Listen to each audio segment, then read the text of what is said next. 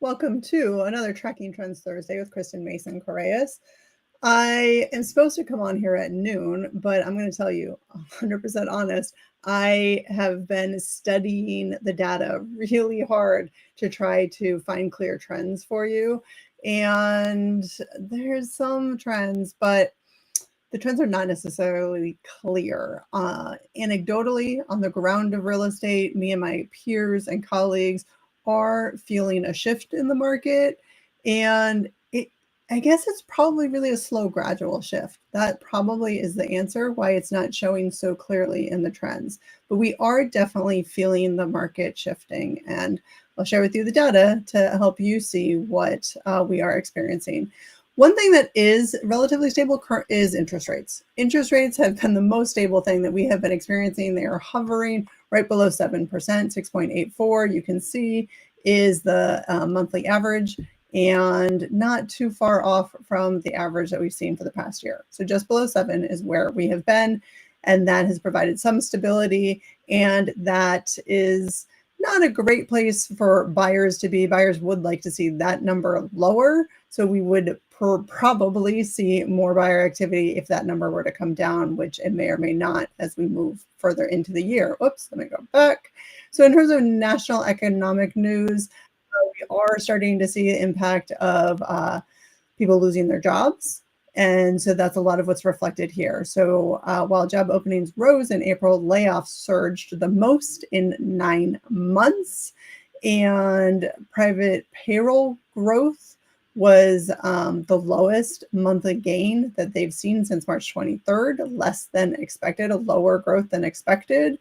So businesses and employers are being a little conservative with their money in this economic environment. Jobless claims rose last week and hit the highest number since October. So that is showing up in the data. It didn't show up, before, but we are starting to see now, people are losing their jobs and have lost their jobs, and that's showing up here. So, and their construction spending fell in April. So again, less certainty. Buyers, I'm seeing this as well. Buyers are being a little more, builders who are buyers of homes to flip are being a little more conservative.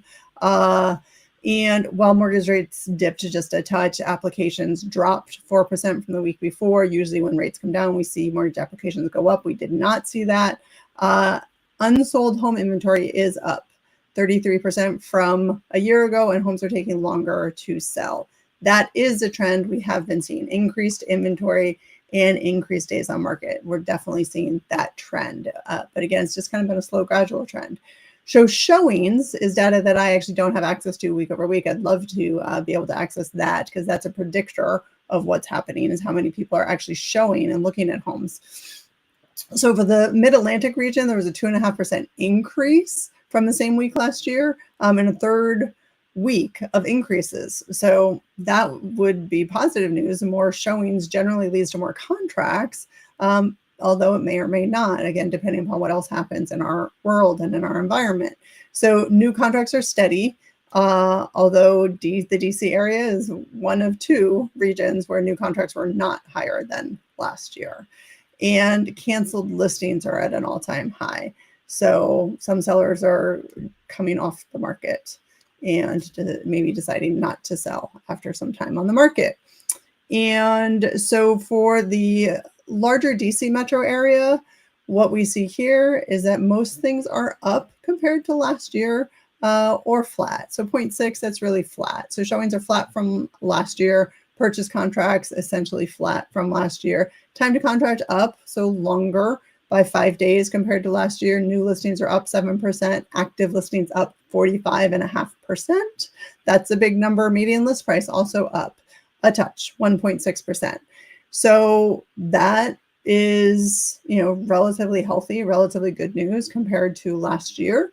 Compared to last week, things are starting to, activities starting to come down. So showings down 3.2%, but contracts up almost 11%. Figure that one out. Time to contract shorter by 2 days. And new listings up 7.6%, active listings up 1.6%, median list price down 3.7%. I won't be surprised if we start to see prices coming down. I've been saying that. When I'm pricing homes right now, I am being more conservative. Here is a result of me digging further into the data. As I said to you, I was digging hard to try to find the trends. So I took the chart that you usually see and I put it into, well, I took the data and put it into charts to see better what we can see. So specifically here, we're looking at week over week in our hyperlocal area of Alexandria, Arlington, Fairfax, and Falls Church. What new listings and new under contracts each week. So this is just the raw numbers each week, what we're seeing. And so new listings, you can see, have increased most of the year and are now starting to come down. That would be the normal seasonal trend. The other thing you can see here is that contracts compared to new listings. So throughout the year, in the beginning of the year, that was relatively even, right? So basically the same number of listings that were coming on were getting gobbled up by contracts. But now, from the end of February on, we have basically seen less contracts than new listings. So that is what is contributing to that increase in inventory, is that each week there's basically been inventory left over when you see how many contracts were written each week. So this is a chart looking at each week, days on market and interest rate. So again, this one main thing that is stable is interest rates are pretty darn stable. I didn't track it early in the year, so just from when I started tracking it, but you can see we've been right there around 6.8. Days on market were higher in the beginning of the year. They came down and then they've started to come back up. So we're around 20 days on market right now is what we're seeing in that hyper local area. So that is, I don't have the 5-year average here, but I feel like that's not far off from what the normal market sees. At Homes by Mason, we generally do sell homes quicker than that, although even our days on market as well has increased recently. So this is where I can't find the trends. So this is where we see some things up some weeks and some things down some weeks. So looking at demand, the demand to supply ratio has been relatively healthy in terms of, how much demand is out there. So when you're over 100%, that means there was more demand than there was supply that week. And so we saw that early in the year, and then it has down, but it hasn't come down drastically. Demand to supply is still, in the 70s and 80s in general. When you compare year over year, we're looking at was supply and were contracts up or down from the year before. That's what this chart shows us. So you can see sometimes they've been up and sometimes they've been down. Mostly though, supply has been up, except for maybe 1 or 2 weeks. So mostly supply has been up year over year. That is a trend, increasing supply, increasing inventory.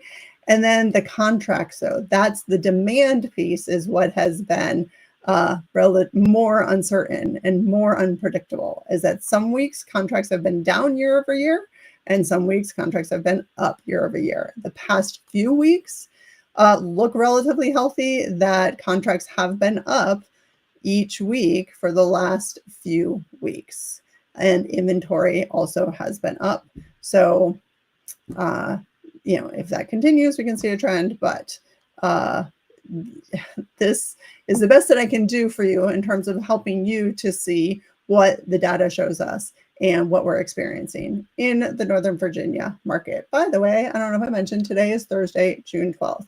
Here's the hard data, but this is the data that I fed into those charts.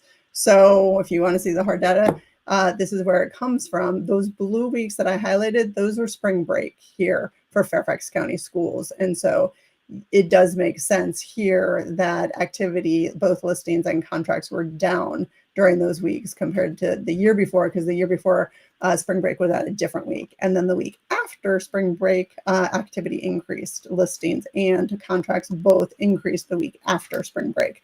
So that made some sense to me when I looked at that data and charted that out. So There you go. That is your weekly market report with Kristen Mason Coreas. Anytime you have questions about what's happening in the market and want to talk about it, if you want me to dig into the data further for you, please reach out anytime. You can call me at 571-210-1866 or text me there or email me at kristen@homesteadmason.com, or there should be a link down below where you can get on my calendar.